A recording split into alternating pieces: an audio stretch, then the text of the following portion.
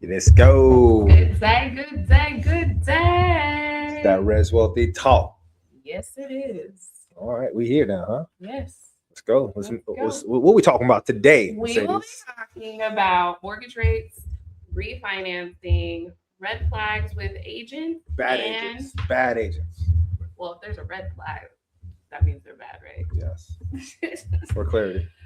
Hit the stop sign and inflation. Hmm. So, Brian, let's kick it off. What you got for us, Where we starting? mortgage advisor? All right, but where we starting? Let's talk about these mortgage The rates. mortgage rates. Yeah, let's talk about these mortgage rates. Well, hey, rates are on the move, and they're on the move in a way that actually helps our borrowers, right? So mortgage rates are on the move, and they're in a move that helps you homeowners out there and potential buyers because at the end of the day, that's what we all been waiting for. I feel like the years have been going by since rates been up. I think rates started going up in mid 2022, Mm-hmm. and mid 2022, we were having a good old time, right? Everything was good, and then folks, before you knew it, just started increasing that lever up, right? That interest rate lever, and here's the thing though. We got to pay the piper at some point because we've been 3.5%, 4%, 2.75% Yeah, interest I had a couple rates clients during COVID that got 2%. from COVID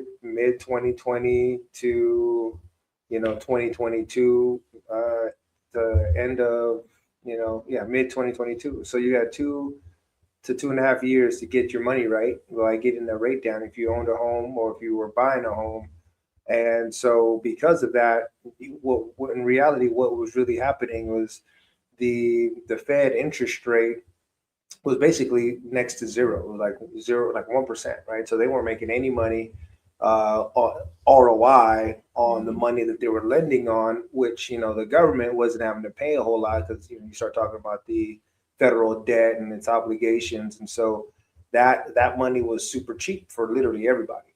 And because of that, it weakened uh, the the that money flow. So when rates, so here's one thing that we got to recall, because actually Donald Trump just went out and said recently, all right, we're gonna go. I've instructed so and so to buy $200 billion worth of mortgage bonds, also known as mortgage-backed securities. Mm-hmm. And so these mortgage-backed securities, basically, they're a bundle of conforming mortgage bonds. So basically, it's all the mortgages that the government purchases. They bundle them up, and then like resell them to investors. All right, sell them to investors. And so these investors, Wall Street or whomever, buying them up for their portfolios, balancing out their portfolios. The When rates are high, demand is low, right? And so when demand is low, there's like, well, we're not really going to get a great, well, actually we're getting good ROI on this, but because demand in the mortgage market, there's not a whole lot of bonds or a lot of mortgages being bundled up in some of these products. So because Trump came out and said, "All right, we're going to buy 200 billion," that increased demand. Now, because demand is high, these folks who are buying up these mortgage-backed securities actually lower what they're willing to take for it, and so they're actually saying, "You know what? I'll take less because the volume is higher," and so Mm-hmm. that actually ends up lowering rates. And so when rates are high, lower volume, so they're charging more to that to process those. So in this case, that's why we started to see that suppression of it. Now, by the way, it hasn't really even gone through yet. It's not official. That was just the story. That's just the it's like the stock market reacting to news these days.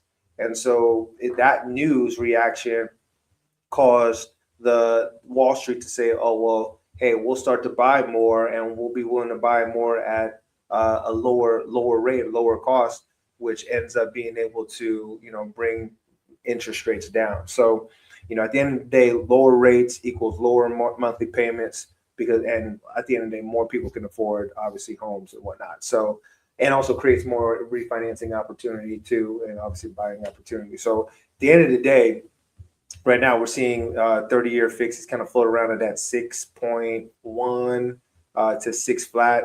Last week it was actually 5.99. We just quoted buyer, FHA buyer, 5.8. So it's, by the way, Seeing the trend. FHA rates are usually lower than conventional rates because FHA also has mortgage insurance tied in, right? PMI tied in, right? And so with that, they offset that by offering FHA a lower rate. Now, conventional is just a little bit higher. However, the conventional mortgage rate is not by much, like six. Folks are getting 6.125 right now, 6.25. 15-year right now, we're looking at like 5.75, 5.6, around that ballpark. So, overall, rates have been trending down. We're going to expect for them to continue to trend down and create some opportunity for folks. So those folks that waited during the COVID time when we were seeing as low as 2%, a high peak, right? Can you believe this? High peak was 4%, right? Explain to everyone what that waiting looks like for them as far as approved for the same amount, right? Yeah. From then to now, however, what their payment would have been then to now, and the cost of waiting. Well, there's the numbers behind it. Obviously numbers tell the story, and so there's an idea that if let's just say in 2023, right? And by the way, when folks were like, "Oh, rates are high, I'm not going to buy," right? And so around mid to early 2023, rates started to get into that mid to high sevens, and so with that, folks were like, a lot of people said, "Oh, I'm not going to buy," and yet some people still did, right? So because of that. Well, that's the idea. So let's just say, Southern California starter home, that person buys at 600, right? So we'll call them buyer A. Buyer A buys at 600,000. At 600,000, let's just say at that moment, par rate would have been 7.5%. You get a 7.5% mortgage loan on $600,000 purchase, 10% down. Okay, so they're Just easy numbers. $60,000 down to purchase their first home. Their mortgage is going to be about $540,000. Now that will put them at a principal and interest payment, just principal and interest. We're not getting into taxes and insurance because that vary per area. Insurance varies per area because of whether it be you're in the fire zone or flood zone. Welcome to California zones. All of that.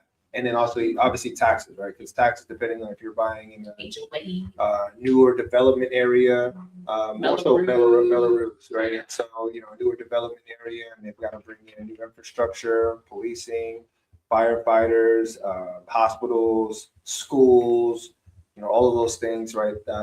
Taxpayer dollars. So taxes are a little bit higher. So in this case, we're just going to only go principal and interest. Okay. So $600,000 purchase. 10% down at a 7.5. 7.5. Your mortgage amount is going to be $540. Your principal and interest payment would be about $3,780. So $3,780. Okay.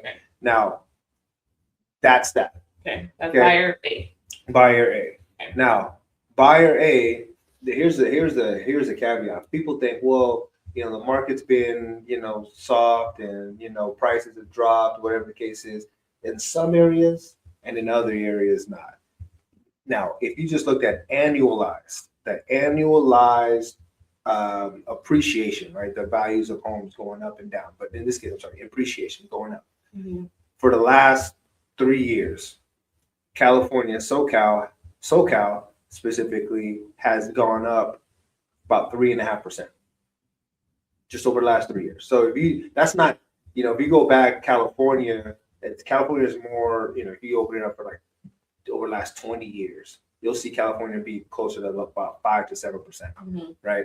But in this last quote unquote slower time, we're still seeing 3.5, right? So 3.5% annualized appreciation. So during that time, if you would have bought that home at $600,000, today that home would be $665. Right? 665. So you bought it the worst time, the last 20 to the last 20 years, the highest interest rate you could have gotten at 7.5%. Wow. Your But property, however, you still had some appreciation opportunity. your property value still would have went up on average 3.5% a year, which would put you at a home value now of $665,000. Just think about that. Now, if you said, all right, I'm gonna wait, hold on, because I'm not gonna pay those crazy interest rates. Crazy interest rates. Crazy. Oh my God. I don't know where that definitely got California. That's the buyer B accent. Okay, whatever that is. It could be Californian, it could be not. It's just that's the I don't want to pay the price accent. Right? So that's buyer B. They come in. By the way, that same house, they're going to pay $665 for. Mm-hmm. All right, $665. But let's just say they're one. I just shared with you some interest rates. Let's just say they're able to get a 6%. Okay, so now they're like, I'm winning. Yeah, I got a 6% on my house. So down payment $66,500. 10%. 10%, right? Okay. They would have gotten a cheaper mortgage payment. In all reality, cheaper mortgage payment $3,588. Okay. Wait, so buyer A has 3.5% appreciation, right? Mhm. However, the payment difference is roughly $200 from buying. Yeah, so prices went up prices went up $65,000 on that house, Okay. and you're buying a $65,000 more expensive home. However, your interest rates are lower by 1.5%. So buyer A bought at 7.5, buyer B bought at 6%. Your mortgage payment would have been $3,588. So about $200 off. $200 So you off. save $200 a month. However, You bought it at a $65,000 premium. so now, Right now, just for visual, here's what that math looks like. Right, so that's what that math looks like. Here's the cost of waiting: 2023 versus 2026. Again, buyer A versus buyer B. so I think the focus here, because buyer B might say, yeah, exactly, I'm right. Look at my payment's lower. Why would I have bought in 2023? Where's the missing piece that I think some consumers just really aren't getting a handle on when it comes to appreciation and equity? Well, let's look at that, right? So in the next scenario that we'll look at is that in this market today, people aren't realizing that there's an advantage to be had if you've owned that home for now 3 years, let's call it. Mhm. And now based off that 3 years, buyer A has an opportunity to refi. By the way, right? So you have your refinance opportunity. And so buyer A bought at 7.5%. Now market values at current interest rates are at 6%. So buyer A has a full opportunity to go from 7.5 to 6%. And buyer A has the equity. So they have the appreciation and the equity. Now with refinancing, tell the people what their payment would look like. I mean, that payment, they'd be saving about $440 a month because their payment would be about $31.48. So what you're telling me is their property is valued at roughly $665. They bought at 6. They bought at 6. Their equity, their net, you could say their net worth increased by 65. Not even just that, there's more to that. We'll talk about that because they also had mortgage debt paid out. Yes. They've been paid on the mortgage for 3 years. Tax benefits for 3 years. So they've been knocking that payment down, okay. Right? So then you almost create a gap. We'll show you these numbers here. There's well over $100,000 net benefit compared to what buyer B got. Okay. Right. So going back to it, they went from 7.5% in interest rate at $600,000. At $600,000, and then they dropped it to 6%. Okay. They refied. Okay. And that 6% put their payment at about $31.48. So $3,148. Principal and interest only. Principal and interest only. $3,148. So for a monthly savings of $440 a month. Wow. So let's break this all down for everyone to truly understand how buyer A is actually winning in this moment. Well, you also have, right? So when you look at that, right? So here's the story, right? Here's what that looks like. Again, buyer A, they don't stay at 7.5%. They go back down to now. By the way, their mortgage balance when they started was 540. Mm-hmm. Now their mortgage balance is about 525. Okay. And then they knocked down principal, and they were able to drop their interest for the next 30 years, 6%, same rate as buyer B. And so now, again, they're saving $440 a month compared to buyer B. Wow. I mean, now if you compared it to where they were at, they'd be saving $600 and something because their original payment was $37.80. wow. So they went from $37.80 to right $31.48. So they're saving, about $600 a month or so. And these are these moments and scenarios that we really want to continue to educate our clients on. If you are comfortable and confident in the payment at that rate at that moment, what's stopping you, right? Because you need somewhere to live, so why not make that your mortgage versus rent? And sometimes rents are even more than mortgage payments. And within those 3 years, you decided to rent, like buyer B, right? So 3 years you're renting. You're not building any equity. You have no ownership in anything. And now buyer B is catching up with the market when buyer A is ahead of the market. Is ahead of the market. And so, Brian, what do you think we need to continue to do to have buyers have confidence in having these kind of opportunities and seeing the shifts? Because what's the one thing that we hear all the time? Oh, what's the guarantee that my rate will drop? Well, it's not even about that. Again, we go back to make sure that you're financing a home that you can afford for the next At that 30 years. moment. At that moment. You got to think about Everything- does it actually matter if the rate will drop next year or the year before? What are the benefits of homeownership, period? Everything else is gravy, right? Mhm. So as long as you own, everything else is gravy. So look at this, right? So just a 3-year difference for buyer A. So they gained $65,000 in equity. Their loan balance dropped by a certain amount, right? And then you have your monthly cost. So their monthly cost is now $31.48 compared to buyer B at $35.88. Wow. You just look at that difference, right? So it's just one of those things where it's if you can get in now. Now here's the thing: what if buyer A, that's not their forever home? What if that's their starter home, right? And so maybe Now they have 100 and so then now they have a $65,000 cushion Mhm. to say, well, what if I wanted to trade? You can trade in a home, right? Like you trade in a car. What if you wanted to trade that home in and say, I'm going to take that extra $65,000 I have. By the way, you have $65,000 that you gained. You also put 60 in, Mhm. and then you also gain 15 in debt pay down.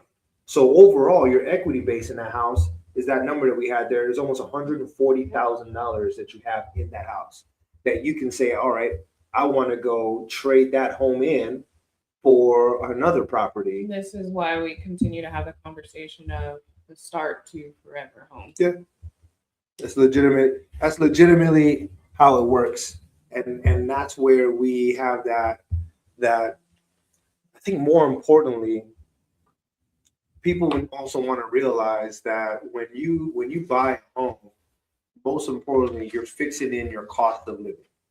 Fixing in your cost of living. Because at the end of the day, if you rent every single year, you're subjecting yourself to a price increase. Mhm. You have an opportunity, or your landlord has an opportunity to raise rent every year. And so it's a very interesting thought is how do you ever really get ahead if your housing expenses is going up every year? Increase Every year. We looked at this, and I want to say for the last 25 to 30 years, so 2 to 3 decades, the average rent increase across the country has been about 8%. Wow. right? At 8%. Now here's what that looks like. For those of you who don't know what that looks like, I feel like it hits different when you see that chart. So if you go from 1988 to 2025, here that's what that looks like, right? So look at how that chart is almost straight up. It's an incremental gain every year, 8%, 8%. How do you ever get up? Like get ahead? Because look, at the end of the day, you're not making, the average person is not making an extra 8% a year in their income. Right. And that's a big thing for us to consider. The average person does not have the ability to earn an extra 8% a year to keep up with that housing cost. And that's the pressure that a lot of people feel right now.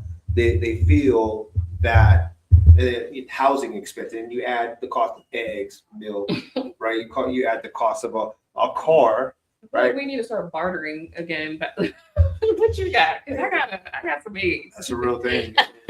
You start really looking at that. I mean, there's funny. I saw a meme one day, and it's kind of sad, where folks were like, okay, how much, okay, down payment wise and closing costs, how much is that in eggs?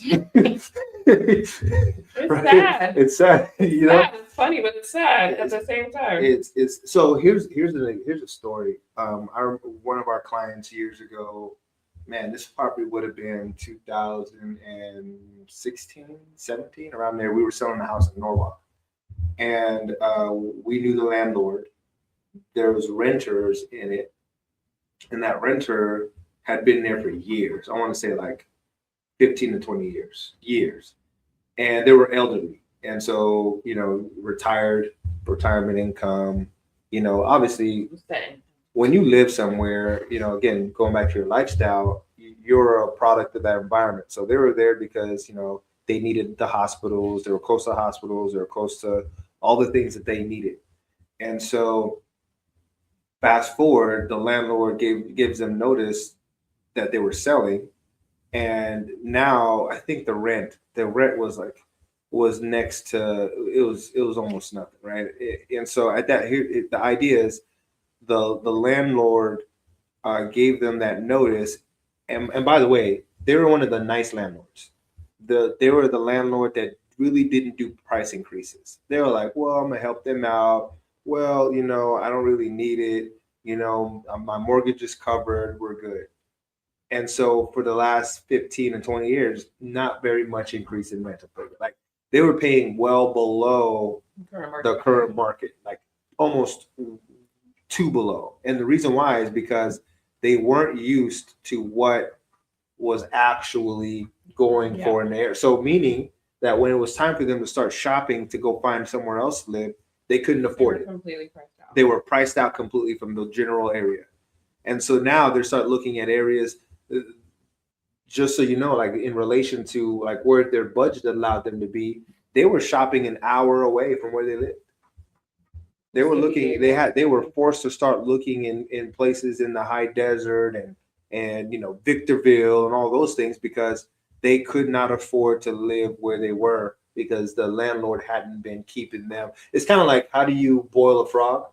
Right? You don't boil a frog right. That's actually a thing, right? It's a saying. Tell me more. It's a saying. If you put a frog in cold water, the likelihood of it jumping out is none. But if you put a frog in boiling water, it's going to jump out every time. But then if you put a frog in cold water and then you slowly turn the heat up, that's how you boil a frog. Is because it's so the same thing. It's like if the landlord had been increasing rent over time, they would have been able to figure out how to increase their life or their income to make do with what was required of them to live there. And so because they weren't able to keep up, they hadn't been getting those increases over time, they weren't even in the mindset of what the affordability situation was surrounding them. So with that, that's why the best way to protect your cost of living, the best way to protect your lifestyle is by home ownership, because when you own it, no one's going to increase the price on you. That's your decision. That's your decision to refi. That's your decision to do whatever it is on that home. Nobody else. You're not going to have no surprises for the most part, right? Obviously, 95% of our loans today are fixed rates. Very few people go for adjustables. Only the savvy or investors or whatever are really considering adjustable mortgages. But 90 to 95% of people fixed rate every time. So 30 years, when 15 does years. refinancing not make sense for a consumer? Like we want to make sure we're clear on both sides, that we're educating when and when it's not the best. Yeah. So you have to figure too, there is a cost of refinancing, right? So you'll have closing costs with your refinancing. And so when you decide to refinance, you're going to have that. Typically it can be anywhere from 1 to 2% of your mortgage amount. So you got to kind of think about that. And the other part is, like, if you can't get that money back in a span of a few years, call it 3 to 5 years or so in the savings, it wouldn't make sense. And I also am not a fan of like restarting that clock, because when you refinance, you restart that clock every time. Mm-hmm. So 30 years. Now, unless you're going to be strategic and do a 15-year loan, right? Those are, that's great strategy. Or you have strategy on how you're making your payments. Right? Right. So for instance, like an extra payment, you can cut down a world of amount of interest by making an extra payment every year, right? It's something like you can cut down about almost 10 years off of your payments. Or you can pay your home off 7 to 10 years early by making an extra payment or payment and a half every year. There you go. Right. So which, in essence, our clients that have done that, that's the mentality and the mindset, unless they're refinancing for other reasons. However, to get that payment lower and then just really start knocking it down. Yeah, and that's key, right? And so when we start looking at the ideas around how to make all this work for ourselves, it's guidance, it's dialogue, it's research, right? And having great people around you that will tell you like it is, and really being inquisitive, right? And also, I think you got to be clear about what your goals are, because some folks will get into a home with the understanding of, okay, this is going to be my investment property, I'm going to rent it out. Other folks get into a home saying, okay, I'm going to trade this in one day. Mm-hmm. Other folks get into a home saying, I'm going to give it to my kids, right? Other folks, like, and I'm gonna pay it off, right? My focus is I'm gonna get in and I'm gonna pay it off as fast as I can, or I'm gonna be here for 30 years. Right. And I'm just gonna pay it off. The other ones, right? So you got to really kind of understand what your plan is for that house before you go in. And just don't refinance, right? The moment of when people using their homes as ATMs, I think we've learned from that from the previous issue, Great Recession, when folks were people were refinancing to buy boats and new cars and all of those things. Mm-hmm. And there's movies about it, and I love those movies. I know. They're watch them all the time. They're very interesting. A reminder of what not to do. Yeah. I think, along with this mortgage rate and refinance conversation, we kind of touched on it when we joked about AIDS. However, inflation is real. So how is that impacting, people? How is the role of real estate inflation hedge impacting? Well, it depends on what side you're on, right? If you're a homeowner, you're not tripping, right? Because your home asset, appreciation. It's a crazy thing, I'm a Laker fan. It was a bad loss last night, so depending on what day, it's like unfortunately. And so today is like I'm unfortunately a Laker fan, and when you go back to how Jerry Buss bought the Lakers, it's one of the most amazing American business stories of how you can leverage real property, hard assets to become extremely wealthy. And so what Jerry Buss did, right, the late Jerry Buss, he was literally like a rocket scientist before, right? The guy was, a science guy, and he and as a bunch of his, colleagues started, pulling their money together and buying real estate, and bunch of single family homes all throughout LA, coastal stuff, Palm Springs, stuff all over like Arizona. The guy was buying all over the place, and he bought just a bunch of houses, him and his partners. And so, fast forward, he had all these properties, and then his goal was to become an owner of a sports team. And then so fast forward, Lakers were up for sale. It was the Lakers, it was the LA Kings, and I think one more team or something like that. And so he ended up going to the guy that had the Lakers up for sale and says, "Hey, I want to buy the Lakers from you." And the guy was like, "I can't take your cash directly. So, but what I will take is that building. I'll take the Chrysler building in LA, in New York." And so basically, Jerry Buss was like, "Deal." So what he did was he sold all of his property, exchanged it, basically a 1031 exchange, to buy the Chrysler building, and then exchanged the Chrysler building for the Lakers, the LA Kings, and like a huge ranch somewhere in like I forget where, San Diego or something like that.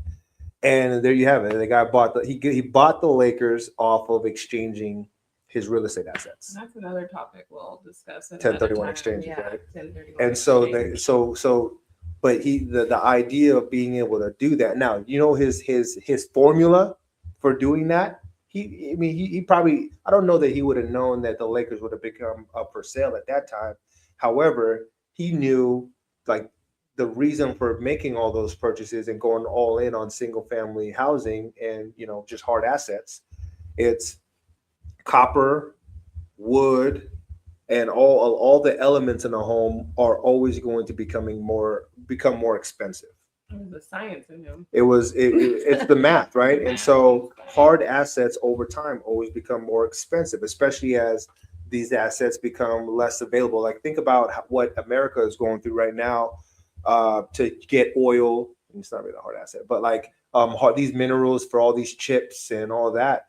Folks are going nuts trying to get all these, talking about invading countries and trying to get Greenland because all the minerals and whatnot that are going to be used to build what they will need to build.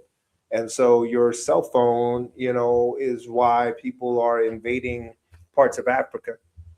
I'm getting geopolitical. I was like, and all of that because that's it's worth something, and that's why your iPhone today could go for $1,200. So it's a crazy thing to consider is that over time, inflation, the cost of goods become more and more expensive, and he knew that.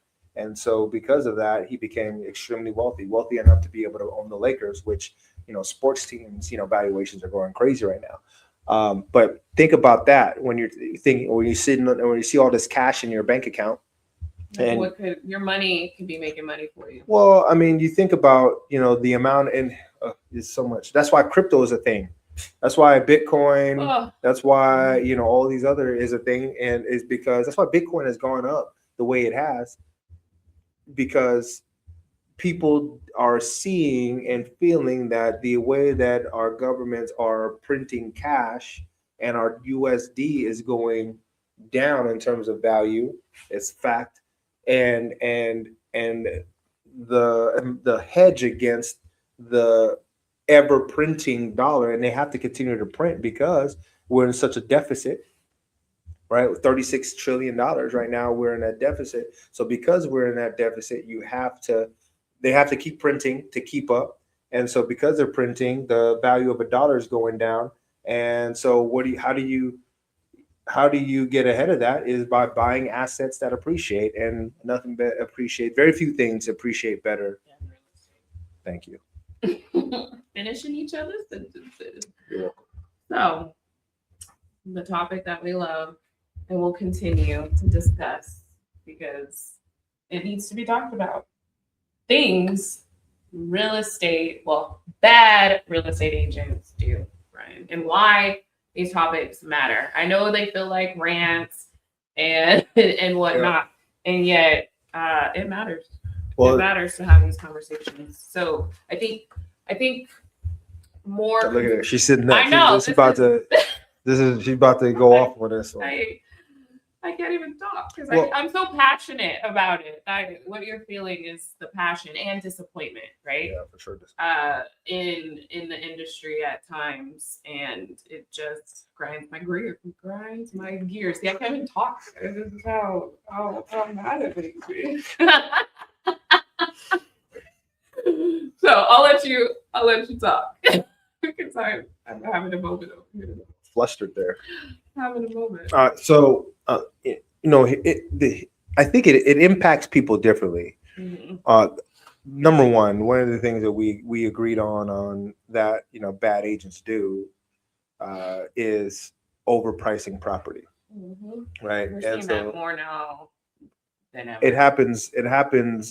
So as the market shifts, I think we've subtly been in a slight buyer's market in certain cases, depending on where you live and then the price point.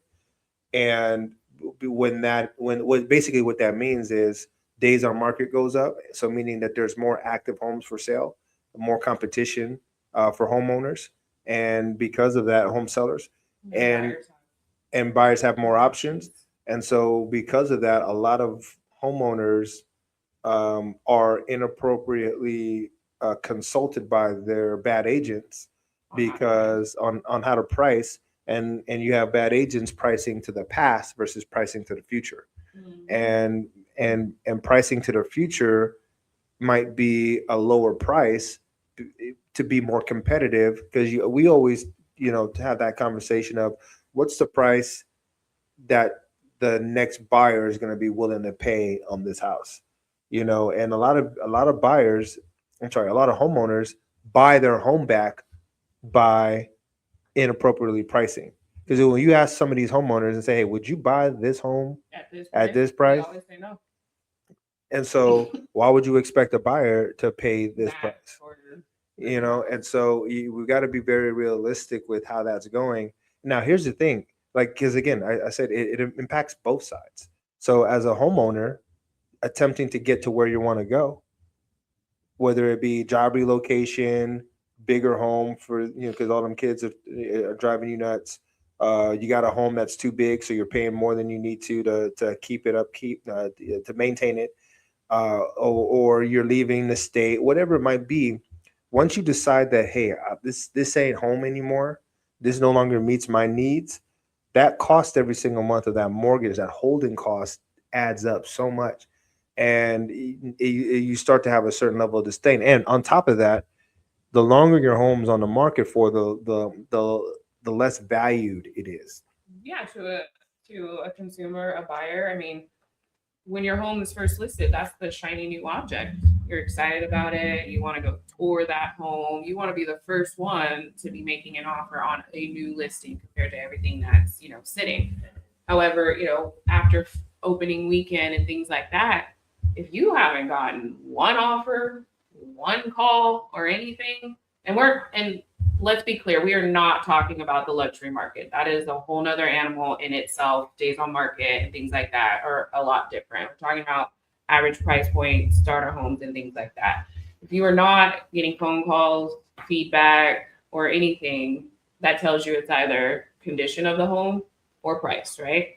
So if we know the condition of the home is right, then that tells us it's price. It's always down to the two, right? With that being said, what we start to see is now we have buyers who are like, man, this house has been sitting on the market for 2 weeks. What's up with it? So you got to think on the consumer side. Now they're thinking something's wrong with your house because why isn't it moving? This house up the street sold in, 1 week. Why is yours on the same street sitting? Or they're like, man, we have buyers now. There's a property that's been on the market for 365 days, listed at 475, no price reductions. The area calls for it to be maybe 425-ish, 450 at the high side. We had a buyer that's like, I want to write an offer for 400,000. $75,000 below list price. Because why?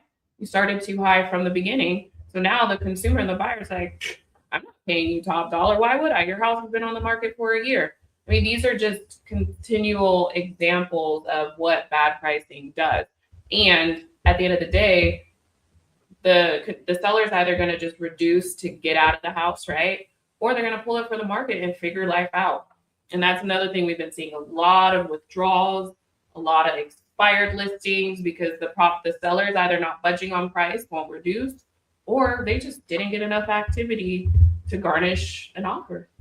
Well, the thing with that is if the expectations aren't properly set, you're just doing your homeowner, your seller a disservice, and you're also wasting folks' time because if an example might be because the home's been sitting on the market quite a while, and you're like, you know what, maybe they'll take a bit, an offer that's actually competitive, like market value.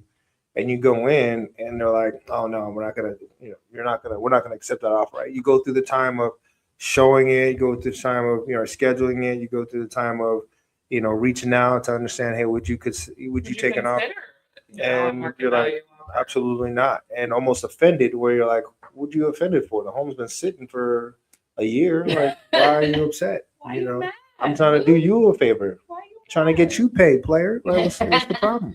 Why are you mad, boo? So I don't know. I think that it's a very interesting thing that comes up that if we are not setting expectations with our clients, which bad agents don't do, you get inventory that shouldn't be inventory. You get homes on the market that shouldn't be on the market. Yeah. And it just clutters up what's actually out there. And I honestly, when I'm on the other side, we're representing the buyer, but at the end of the day, I'm like, man, that poor seller. Mm-hmm. In the sense of their agent is just not doing them, any justice at all. So it's truly unfortunate. Yeah. Well, the market changes real quick. And now, again, this kind of goes back to the full-time versus, part-time situation. Right. And so the market is always changing. And if you're not in it focused on a regular basis, you can miss miss these dips. You can miss these, tall tale signs of what's happening in the market.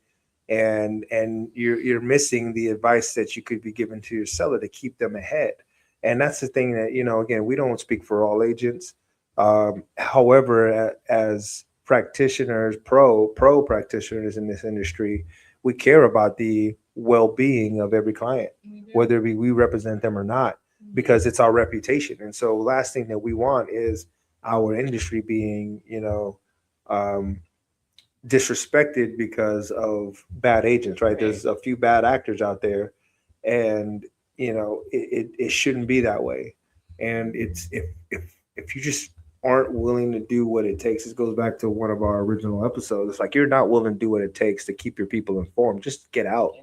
Just do us a favor and just don't be in the business. So I'll give an example recently too about what I consider was a disservice to their client. Another property that we were looking at for one of our buyers was sitting on the market for a long time. However, was in, their price point. And I said, hey, it's kind of on, I called the agent, hey, what's going on with the house? Nothing. So, which tells me it's just price, right? It's price, the area is not fitting. I said, I see that the home has 2 solar contracts, right? Solar, we've talked about this in other conversations. However, it does impact the purchasing power on a buyer, whether they have to actually buy out that solar or if there's a lease payment, which goes into their debt to income ratio. And I said, we want to make sure that before I schedule the showing, I want to see the solar contracts, to see, the ins and outs, to make sure that my buyer can qualify for this home. So we're not wasting your time, your client's time, my time, or my client's time. I would like to have the contract sent ahead of time. I'm going to send it to the lender and make sure that we're all on the same page, because from the photos and everything, they seem like they like it. And if it is something that they like and the numbers make sense, we'll probably submit an offer. You know what this agent told me? Absolutely not. I will not send you the solar contracts until we have an accepted offer and a deposit in escrow. What? So you're telling me you want to accept an offer and then want to later find out if the buyer that you advised your client to accept their offer, if they actually can qualify for the solar. Why would we do this? Why would we do this? Why would we do this to our clients? It doesn't make sense to me. Rant loading. I was so mad. I literally was like, make it make sense to me. Why on earth would you want to do that to your client, right? Why would you want to do that to your client? Get them excited, getting an offer, knowing in the background, I already told you, margins might be tight. I need to make sure that they can qualify for this solar. We need to see the contracts. You already had this information, right? Because me, I can go 100 from jump. And then you go and accept the offer. And later, 2 weeks in, we're like, sorry, the numbers they're tight, doesn't work. So here's what we can do to establish this. We need a price reduction now. What did this agent now, on top of this, do to their client even more? I mean, Cost them more money. hashtag bad agent moment. Yeah. I think rant over. Well, I think you're justified in that, and I think we keep the rant going because that kind of goes into another aspect of negotiations and requests, right? And so not every agent is willing to have that to ask, right? And I think that that's also a bad agent. Now, the bad agent trait is the thought of not being willing to ask for whatever it is, and so whether it be a lower price in the case, to a closing cost, to credits, to work to be done, I think there's a certain level of folks out there in the industry that don't want to rock the boat, and I get making it a win-win. However, if there's situations in the home that need to be addressed, and if it's not a win-win for your client, then it's not a just move on, right? If you're not, if you feel the tenseness coming up again. I mean, when we do our consultations, right, with our buyers, we go over expectations of home inspections and what could happen, right? We're always hoping the property's in good condition and, a win-win for everyone. We can move on past this. However, if there are things that come up, I advise them, hey, it's minute, you don't care, we're moving on, right? 2, you either want these items repaired, which you're going to request the seller to do prior to closing, or you say, hey, I want to get my own people to fix these items, so I am going to ask for a credit so that I can take care of the work myself. Or in some cases, it's been price reductions. It just truly depends, right? So I tell my clients, yes, we will go to bat for you and make sure that we're asking for these things. Here are the outcomes. It either can be a repair, a credit, a price reduction, or an absolute no. However, we still go out and we ask, and we also make sure that when we're presenting these things, we're reasonable too, right? The last thing you want to do is piss off a seller because they feel offended. So, if there's repairs, we're already getting things itemized, right? We're not just throwing random numbers out. It's, hey, we had somebody come out and look, here's the cost XYZ of what everything's going to be. And here, that's that. So you're either going to repair, you're going to credit, you're going to price reduce. If you choose that as a seller, they don't want to do any, then I did my job, right? Protected my buyer. And if they're not willing to do that, it might tell me that there's more that they're hiding at some point, and then, buyer has an opportunity to move forward or walk. However, we did our job by asking. And the reason we're bringing this story up is because we hear stories about agents who didn't do due diligence in advising their clients on inspections and repairs and things like that. And then once they close, they start to see things happen. Now, we're not saying this doesn't happen even after you get inspections and things like that. Homes are homes. However, things that would have been caught had they actually gotten an inspection, asked for repairs and things like that. I mean, we truly have a fiduciary to make sure that our clients, our buyers, are being taken care of to the fullest. And by you not requesting or looking into repairs and things like that, I think that's a major one, a major red flag. It's just knowing what you're doing, right? And being honest about the situation and communicating up front, and so, agents, if you're like, this ain't what you do on a regular basis, then let them know, right? Hey, bring in, I got my partner agent, I got my, senior agent, I got, whomever, just let's work through that. So anyhow, we went for it today. Huh? Did we? Yeah, we did. We did. Any final words? No, I think I'm Wrap good. this up. Yeah. I think I spilled the beans today. We did a lot of educating, and I think our continual topic of bad agents will be thrown in here and there, because I think the consumer really just needs to know what to expect and what not to expect, right? I think majority of the consumers, they're first-time buyers, right? They actually don't know what to expect. They think some of these tactics are normal. I know I was done talking, and here I am again. Well, you said first-time home buyers. However, the average person buys.